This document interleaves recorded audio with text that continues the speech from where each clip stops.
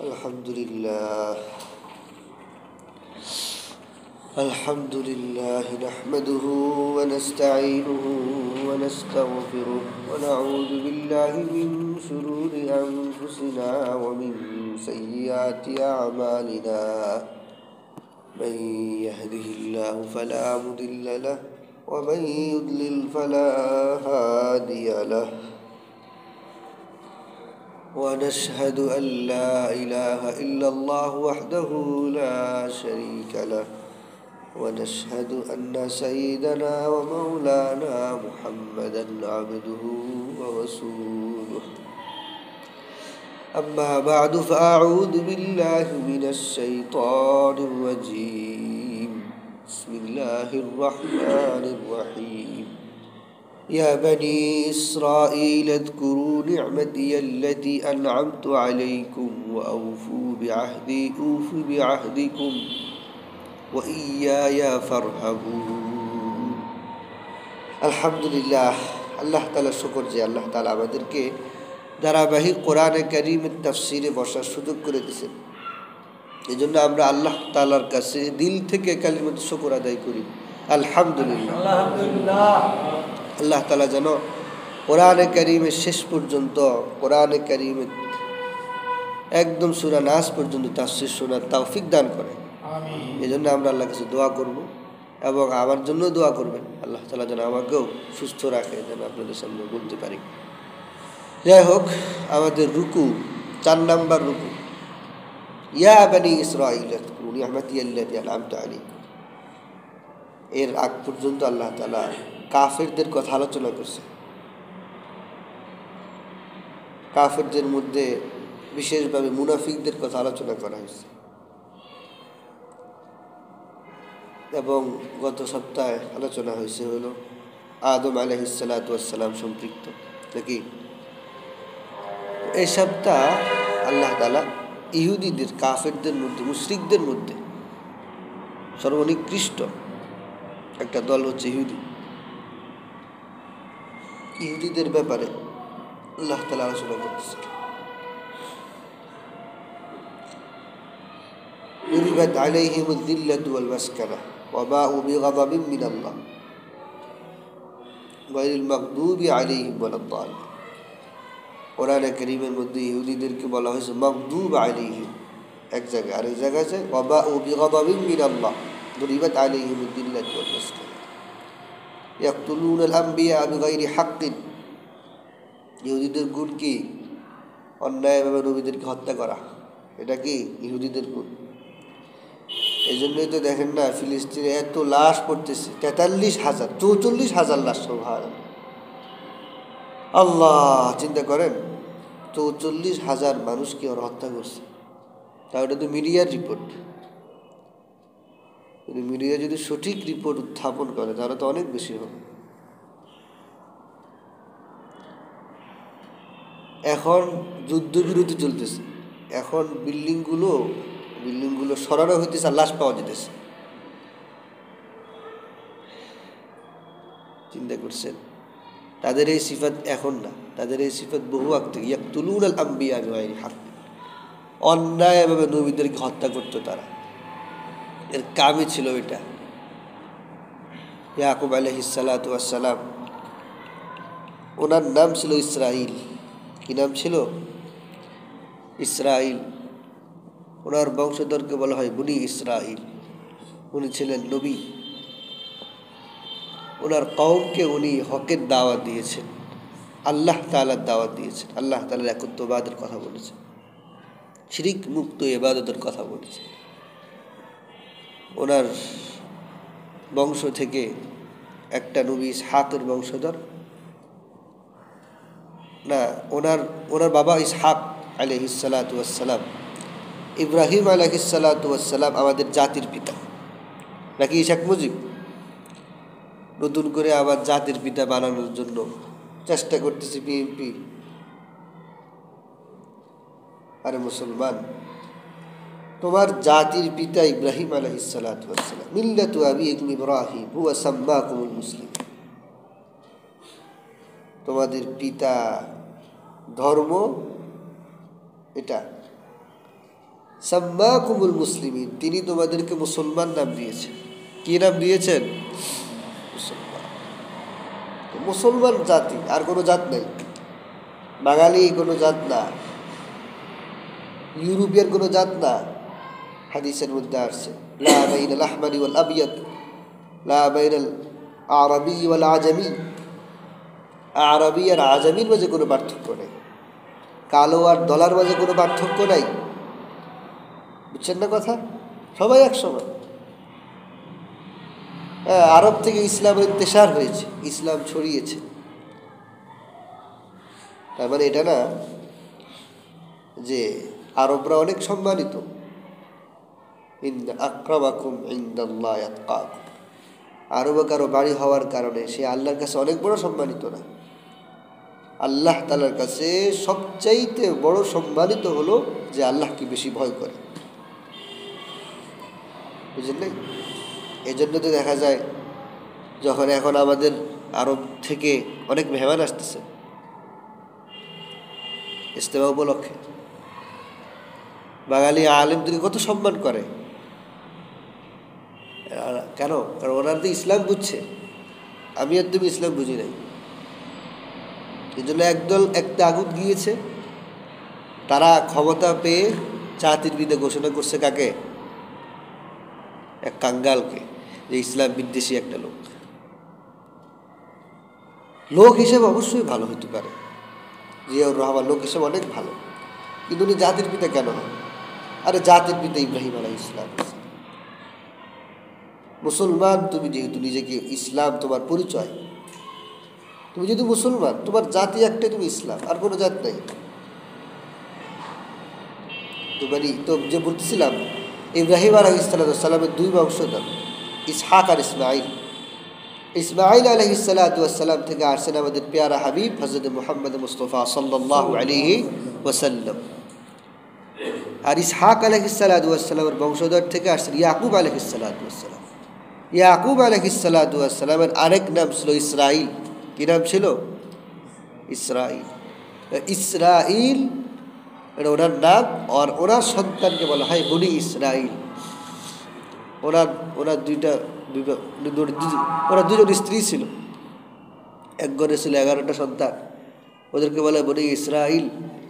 আর এক ঘরে 2জন সন্তান, নবী ইউসুফ আর বিনিয়ামিন। ইউসুফ আলাইহিস সালাম, ইউসুফ একটা ঘটনায় আছে সূরাত ইউসুফ, আছে না 12 পারায়, ইয়া বনি ইসরাইল আযকুরু নি'মাতি আল্লাতী আন'আমতু আলাইকুম। কোরআনে কারীমের 143 নম্বর আয়াত। সূরা বাকারার কত? 143 নম্বর। কত বলেন? বলেন না, কথা বলেন। 143 নম্বর আয়াত পর্যন্ত আল্লাহ রাব্বুল আলামিন পুরা সময় জুড়ে এই সমস্ত বনি ইসরাইলের কথা বলছেন। ওয়া ইন কানা লাকাবীরাতুন ইল্লা আলাল্লাযিনা হাদাল্লাহ ওয়া মা কানা আল্লাহু লিইয়ুযি'a ঈমানাকুম ইন্নাল্লাহা বিন-নাসি লারাউফুর রাহিম। একটু পর্যন্ত। যাই হোক, তো বনি ইসরাইলকে সম্বোধন করা হয়েছে, হে বনি ইসরাইল, হে ইসরাইলের বংশধর, উযকুরু নি'মাতি আল্লাতী আন'আমতু আলাইকুম ওয়া আউফু বিআহদি উফি বিআহদিকুম ওয়া ইয়্যায়া ফারহাবুন। বনি ইসরাইলের কথা হঠাৎ করে কেন আসলো? বনি ইসরাইলের কথা কাফেরদের বর্ণনা করার পরে মুশরিকদের, পুত্তলিকদের কথা বর্ণনা করছেন সূরা বাকারার মধ্যে। এরপরে মুনাফিকদের কথা বর্ণনা করছেন আল্লাহ তাআলা। এরপরে মুমিনদের কথা বর্ণনা করছেন। এরপরে বাবা আদমের কথা বর্ণনা করছেন। এখন হঠাৎ করে ইহুদিদের কথা কেন আসলো? ইহুদিদের কথা এই জন্য আসছে, ইহুদিরা তারা একটা গোষ্ঠী, যারা মুশরিক, তো তাদের ব্যাপারে কোরআনে কারীমের আলোচনা এই জন্য যে তারা তো স্বাভাবিক মুশরিকদের আগে ইসলাম ধর্ম মানতে হবে, মানার কথা, দাবি এটা কেন? কারণ তারা বিশ্বাস করে তাওরাতকে। তাওরাত একটা আসমানি কিতাব, ওই আসমানি কিতাবের মধ্যে আমাদের নবী হযরত মুহাম্মদ মুস্তাফা উনি আসার বর্ণনা আছে। একটা কিতাব যারা পড়ছে, একটা বই, সেই বইয়ের মধ্যে যদি একটা বিষয় থাকে, উনি এটা যদি বাস্তব রূপ নেয়, তাহলে যারা পড়ছে তারা আগে এটা বোঝার কথা না? এটা হলো স্বাভাবিক বিষয়। কিন্তু তা সত্ত্বেও তারা ইসলাম মানে নাই, তারা রসুলকে মানে নাই। এই জন্য আল্লাহ তাআলা তাদের বর্ণনা নিয়ে আসছে যে কেন তারা করলো না, এগুলো কি কি হয়েছে তাদের সাথে ঘটনাটা। যেন ইয়া বনি ইসরাঈল উযকুরু, হে বনি ইসরাঈল, উযকুরুনি আমাদিয়াল্লাতী আনআমতু, আমি তোমাদেরকে যে নিয়ামত দিয়েছি সেই নিয়ামতের কথা স্মরণ করো। আল্লাহ তাআলা ইহুদিদেরকে কম নিয়ামত দিয়েছেন? ইহুদিদেরকে আল্লাহ তাআলা আসমানে কিতাব দিয়েছেন, ইহুদিদেরকে আল্লাহ তাআলা আসমান থেকে খাবারের ব্যবস্থা করে দিয়েছেন, আসমানের দস্তরখান, খাবারের টেবিল দিয়েছেন। হ্যাঁ, ইহুদিদেরকে আল্লাহ তাআলা বিভিন্ন ধরনের নিয়ামত দিয়েছেন, ফল ফ্রুট, কোনো কিছুর অভাব দেন নাই আল্লাহ তাআলা। এগুলো সামনে আলোচনা আসবে, কী কী নিয়ামত দিয়েছেন, এগুলো ঈসা আলাইহিস সালাম বর্ণনা আসবে। আর সবচেয়ে বড় কথা, তাদেরকে সবচাইতে বড় নিয়ামত দিয়েছেন ঈমান। তারা নবীদেরকে বিশ্বাস করত, ইসলাম তারা চিনত আগে। মুশরিকদের আগে ইসলাম চিনত কারা? ইহুদিরা। এটার থেকে বড় নিয়ামত আছে আর? এ সাআদাত বাজুরে বাজুরিস্ত, যে এ সাআদাত বাজুরে বাজুরিস্ত, যে তোমার বাহুর বলেই ইসলামের নিয়ামত তুমি পাও নাই। তো ইহুদিদেরকে বড় নিয়ামত হলো তারা আসমানি কিতাব পাইছে, আসমানি কিতাব পড়ছে। আসমানি কিতাবের মধ্যে কোরআনের সত্যতার কথা আছে, নবীর সত্যতার কথা আছে, শেষ নবীর সত্যতার কথা আছে। ওয়াউফু বিআহদি উফু বিআহদিকুম, তোমরা আমার প্রতিশ্রুতিকে পূর্ণ করো। আল্লাহর প্রতিশ্রুতি কি? তাওরাতের মধ্যে যে সমস্ত বর্ণনা আছে সেগুলো আল্লাহ তাআলা প্রতিশ্রুতি। তাওরাতের মধ্যে বর্ণনা আছে যে মানুষ শেষ নবী যখন আসবে তখন যেন শেষ নবীকে মান্য করে, শেষ নবীর কিতাবকে যেন মান্য করে, এটা আছে। শেষ নবীর মধ্যে যেন ঈমান আনে। উফি বিআহদিকুম, তোমরা যদি আমার প্রতিশ্রুতি পূর্ণ করো তাহলে আমি তোমাদের প্রতিশ্রুতি পূর্ণ করব। কে বলতেছেন? আল্লাহ তাআলা ওয়াদা দিচ্ছেন কাদেরকে? ইহুদিদেরকে। তোমরা যদি আমার প্রতিশ্রুতি পূর্ণ করো, অর্থাৎ আমার নবীকে বিশ্বাস করো, নবী বলে কোরআনে মাজিদকে বিশ্বাস করো, যে কোরআনে মাজিদের মধ্যে তোমাদের কিতাবের সত্যতার কথা আছে, তোমাদের কাছে প্রেরিত নবীদের সত্যতার কথা আছে, সে কোরআনে মাজিদকে যদি তোমরা মানো তাহলে আমি তোমাদের প্রতিশ্রুতি পূর্ণ করব। ওয়া ইয়্যায়া ফারহাবুন, আর তোমরা আমাকেই ভয় করো। কাকে? আমাকেই ভয় করো। এরপর মূল কথা আসেন, وآمنوا بما أنزلت مصدقا لما معكم ولا تكونوا أول كافر به ولا تشتروا بآياتي ثمنا قليلا وإياي فاتقون। তোমরা ঈমান আনো ওই কিতাবের প্রতি যে কিতাব আমি নাজিল করেছি, মুসাদ্দিকাল লিমা মা'কুম, এ কোরআনে মাজিদের কথা বলা হয়েছে। যেই কিতাব আমি, যে কোরআনে মাজিদ আমি নাজিল করেছি আমার নবীর উপর, সেই কোরআনে মাজিদকে তোমরা মানো, বিশ্বাস করো। মুসাদ্দিকাল লিমা মা'কুম, কারণ ওই কোরআনে মাজিদ তোমাদের সাথে যেই গ্রন্থ আছে সেই গ্রন্থকে সত্যায়ন করে। তোমাদের সাথে তাওরাত গ্রন্থ আছে না? আছে কি না? এই তাওরাতের ব্যাপারে কোরআনের বর্ণনা কি? কোরআনের বর্ণনা, এই তাওরাত আসমানি কিতাব। তাহলে কোরআন কি তাওরাতকে সত্যায়ন করতেছে না? অবশ্যই সত্যায়ন করতেছে। তাহলে তোমাদের সঙ্গে যেই কিতাব, তোমাদের সঙ্গে কোন কিতাব? তাওরাত। এই তাওরাতকে কোরআন সত্য বলতেছে, কারণ তাওরাত আসমানি কিতাব। তাহলে কোরআন আসমানি কিতাব বলে স্বীকৃতি দিচ্ছে তাওরাতকে। হ্যাঁ, আর তোমরা সেই তাওরাতের মধ্যে কোরআনকে মানার কথা আছে, সেই তাওরাতের মধ্যে নবীকে মানার কথা আছে। তাহলে তোমরা তোমাদের সাথে যেই কিতাব, সেই কিতাবকে তোমরা মানতেছো না কেন? প্রশ্ন না? ওয়ালা তাকুনু আউওয়ালা কাফিরিন, আল্লাহ বলে দিয়েছেন। আর তোমরা এই কোরআনকে প্রথম অস্বীকারী হইও না। কি হইও না? প্রথম অস্বীকারী হইও না। ওয়ালা তাশতারু বিআয়াতি সামানান কালিলা, আর তোমরা সামান্য মূল্যের বিনিময়ে আমার আয়াতের বিনিময়ে সামান্য মূল্য খরিদ করো না। বিক্রি করো না। মানে কি? মানে হলো তাওরাতের মধ্যে যে সমস্ত আসমানি বিধিবিধান ছিল সেই সমস্ত বিধিবিধানগুলো এই ইহুদিরা গোপন করত টাকার বিনিময়ে। প্রভাবশালী বিত্তশালী তাওরাতের মধ্যে বিধান আসছে যে তাই সে জিনা করছে তাকে প্রহার করো, তাকে রজম করো, পাথর আঘাত করো। টাকা ধরায় দিছে ধর্মীয় গুরুদেরকে, তার গুনাহ মাফ। বুঝলেন না? এ আল্লাহ এই জন্য বলেছেন ওয়ালা তাশতারু বিআয়াতি থামানান কালিলা। এভাবেই তাওরাত বিকৃত হয়েছে। তাওরাত এটা অবিকৃত ছিল, কিন্তু এটা বিকৃত করছে কারা? ওই তাওরাতের অনুসারী ইহুদিরা। বর্তমানে তাওরাত, জবুর, ইনজিল নিয়ে যে সমস্ত গ্রন্থ পাওয়া যায় এক একটা এক এক মানুষের নামে। বুঝলেন নাই? আচ্ছা, তাওরাতটা মূলত কে লিখছে? কার কার কথা ওখানে বলো তো? মানে বাস্তবিকভাবে আল্লাহর কথা। কার কথা?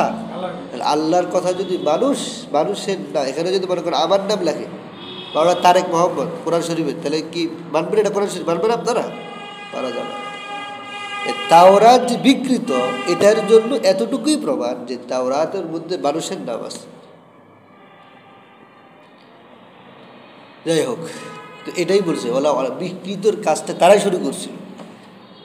এটা সাহাবায়ে কেরামের যুগে, নবীর জামানায়, আহাদে নবী রিসালাতের জামানার মধ্যে ঘটনা। ওয়ালা তাশতারু বিআয়াতি সামানান কালিলা, তোমরা সামান্য মূল্য পাইবা, এই জন্য আমার আয়াতকে, আমার কথাকে তোমরা বিক্রি করো না। ওয়া ইয়া ফাত্তাকু, তোমরা আমাকে কি করো? ভয় করো। আর তোমরা সত্যকে মিথ্যার সাথে মিশ্রণ করো না। ওয়ালা তালবিসুল হাক্কা বিল বাতিল ওয়া তাকতুমুল হাক্কা ওয়া আনতুম তা'লামুন। এটা কেমন কথা? প্রকৃত অবস্থা তোমরা জেনে শুনে সত্য গোপন করতেছ, তোমাদের লজ্জা হয় না? আরে ভাই, তারা তো জানে যে তাওরাত কোরআনকে স্বীকৃতি দিচ্ছে, তাওরাত এই নবীকে স্বীকৃতি দিচ্ছে। তাহলে প্রকৃত অবস্থা জেনে শুনে তোমরা সত্য লুকাচ্ছ কেন মানুষদের কাছ থেকে? এই নবীর সত্যতাকে লুকাচ্ছ কেন? মানুষদের কাছ থেকে কোরআনে বা জিদের সত্যতার কথা কেন লুকাচ্ছ? বুঝলেন না? আল্লাহ তাআলা প্রশ্ন করতেছে, আতা'মুরুনান নাসা বিল বিররি ওয়া তানসাউনা আনফুসাকুম ওয়া আনতুম তাতলুনাল কিতাব আফালা তা'কিলুন। এই ইহুদিরা, এর মধ্যে একটা সারে নজুল আছে। সারে নজুল মানে প্রেক্ষাপট। এই আয়াতটা নাযিল হওয়ার পিছনে প্রেক্ষাপট হলো কিছু বিজ্ঞ ইহুদিদের মাঝে কিছু আত্মীয় স্বজন, তাদের কিছু আত্মীয় স্বজন ঈমান আনছে কার প্রতি? মুহাম্মদ সাল্লাল্লাহু আলাইহি ওয়াসাল্লামের প্রতি। যখন ঈমান আনছে তখন এরা বলতেছে, তাদের আত্মীয় স্বজনের মধ্যে যারা ঈমান আছে তাদেরকে বলতেছে, তোমরা কি করো? এই ইসলাম মানো, তোমরা ইসলাম মানো, এই ইসলামের উপরে স্থির থাকো, ইসলামকে তোমরা ছেড়ে দিও না। তখন আল্লাহ তাআলা বলছেন, আতা'মুরুনান নাসা বিল বিররি ওয়া তানসাউনা আনফুসাকুম ওয়া আনতুম তাতলুনাল কিতাব আফালা তা'কিলুন। এটা কেমন কথা? তোমরা নিজে, অথচ তারা কিন্তু ঈমান আনতেছে না। বুঝলেন? নিজেরা ঈমান না এনে তাদের আত্মীয় স্বজনের মধ্যে যারা ঈমান আনছে তাদেরকে বলতেছে যে তোমরা যেই ধর্ম মানছো এটা সঠিক, ইসলাম সত্য ধর্ম। কথা বুঝেন নাই? আর সে নিজের নামাজ পড়ে না, আরেকজনকে নামাজের দাওয়াত দেয়। বিষয়টা এমন। এটাই বলছে, আতা'মুরুনান নাসা বিল বিররি ওয়া তানসাউনা আনফুসাকুম। তোমরা নিজেদেরকে ভুলে গিয়ে মানুষকে তোমরা সৎ কাজে আদেশ করতেছ, অথচ তোমরা সেই কিতাব তেলাওয়াত করো। তাওরাতের মধ্যে কোরআনে মাজিদের সত্যতার কথা, ইসলামের সত্যতার কথা, নবী খাতেমুন নবিয়্যিন, উনি সর্বশেষ নবী, এটার কথা সব কিছু আছে। এইগুলা থাকা সত্য তোমরা কিতাব তেলাওয়াত করো, হ্যাঁ, অথচ তোমরা কিতাব তেলাওয়াত করো এবং নিজেদেরকে ভুলে যাও, আর তোমরা মানুষদেরকে কি সৎ কাজের আদেশ করো। আফালা তা'কিলুন, তোমরা কি বুঝো না? তোমরা যে নিজে ধোঁকা দিচ্ছ না, বুঝো না? ওয়াস্তাঈনু বিস-সাবরি ওয়াস-সালাহ ওয়া ইন্নাহা লাকাবীরাতুন ইল্লা আলাল খাশিঈন। আচ্ছা, আজকে একটা আয়াত বাদ গেছে, ওয়া আকিমুস-সালাতা ওয়া আতুয যাকাত ওয়ারকাউ মা'আর রাকিঈন। ইহুদিদেরকে বলছে তোমরা নামাজ কায়েম করো, যাকাত দাও ও রুকু করো, রুকু নির্দেশ সাথে। কী করো? নামাজ পড়ো, যাকাত দাও, রুকু করো রুকুকারীদের সাথে। রুকুর কথা কেন আনছেন? রুকুর কথার জন্য আনছেন, ইহুদি ধর্মের মধ্যে রুকু ছিল না, ছিল না? তো কোরআনে ইসলাম ধর্ম, এই ধর্মের মধ্যে রুকু আছে, নামাজের মধ্যে কি আছে? রুকু আছে। এই জন্য বলছে ওয়ার কাউ বা আর রাকে, রুকুকারীদের সাথে তোমরা কী করো? রুকু করো। এরপর আল্লাহ তাআলা বলেছেন ওয়াস্তাঈনু বিস-সাবরি ওয়াস-সালাহ ওয়া ইন্নাহা লাকাবীরাতুন ইল্লা আলাল খাশিঈন। আর তোমরা ধৈর্য ও নামাজের মাধ্যমে সাহায্য চাও। কিসের মাধ্যমে? ধৈর্য এবং সাহায্য কিসের মাধ্যমে চাইতে হবে বলেন? নামাজ আর ধৈর্য। ধৈর্য লাগবে। আল্লাহর কাছে সাহায্য চাইতে হলে কী লাগবে? ধৈর্য। আর লাগবে নামাজ। নামাজের কথা, এই কথা কেন বলেন যে দোয়ার মাধ্যমে সাহায্য চাও? কেন বলে নেই? কারণ হলো দোয়াই তো নামাজ। নামাজ মানে কি? দোয়া। নামাজের অর্থ দোয়া, সালাত মা'না মা মা'না সালাত, দোয়া। নামাজ শব্দের অর্থ কি? দোয়া। নামাজ শব্দের শাব্দিক অর্থ হলো আরেকটা, সলবুদ থেকে আসছে, কিন্তু ইস্তেলাহ পরিভাষাগত দিক থেকে এই নামাজ শব্দের অর্থ হলো দোয়া। দোয়া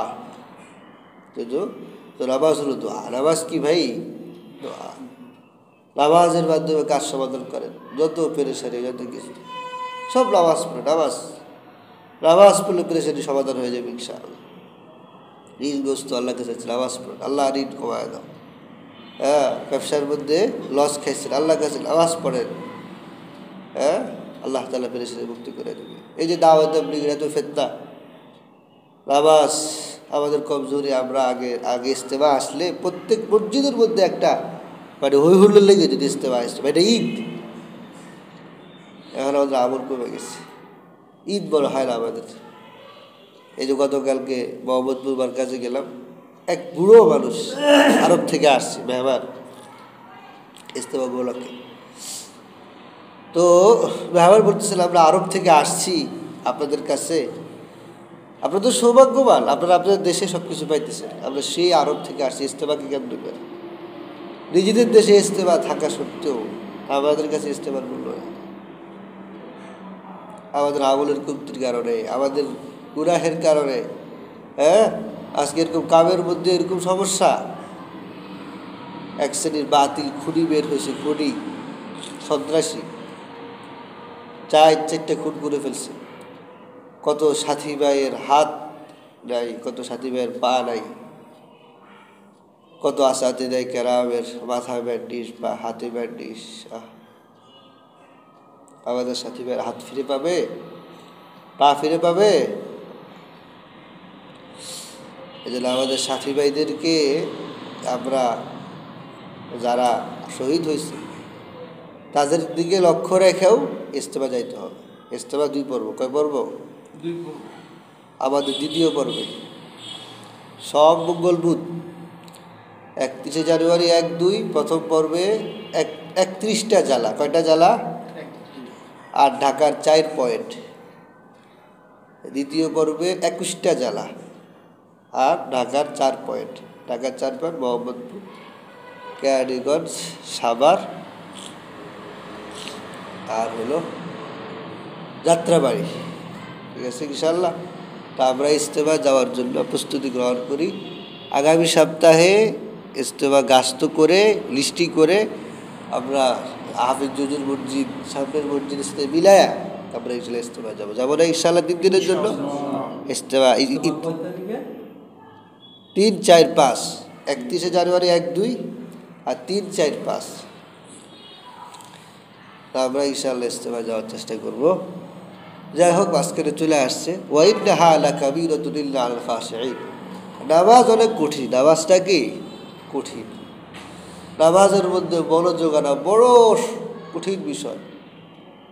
আহা, ইল্লা আলাল খাশিঈন। তবে হ্যাঁ, নামাজ কঠিন না যারা নামাজ ধ্যান খেয়ালের সাথে নামাজ পড়ে। কিসের সাথে? ধ্যান খেয়ালের সাথে নামাজ পড়লে নামাজ কঠিন হবে না। আল্লাযীনা ইয়াযুন্নুনা আন্নাহুম মুলাকু রাব্বিহিম ওয়া আন্নাহুম ইলাইহি রাজিউন। আরে ধ্যান খেয়ালের সাথে নামাজ পড়ে কারা? যারা এটা ধারণা করে যে তারা তাদের রবের সাথে সাক্ষাৎ করবে আর তারা আল্লাহর কাছেই ফিরে যাবে। কার কাছে ফিরে যাবে? আল্লাহর কাছে। তো এই ধারণা, এই বিশ্বাস, এই জিকির আমাদের দিলে থাকতে হবে যে আমরা আল্লাহর কাছেই ফিরে যাব, আমরা আল্লাহর কাছেই ফিরে যাব এবং আল্লাহর সাথে আমাদের মুলাকাত হবে। ওই মুলাকাত হওয়ার আগে এই ঈমান আমল ঠিক করতে হবে। ইয়াবারি একটু পর্যন্ত থাক, এখানে আমাদের একটা রুকু শেষ হয়েছে, এরপরে ইনশাআল্লাহ আর কিছু আলোচনা আছে, এগুলো ইনশাআল্লাহ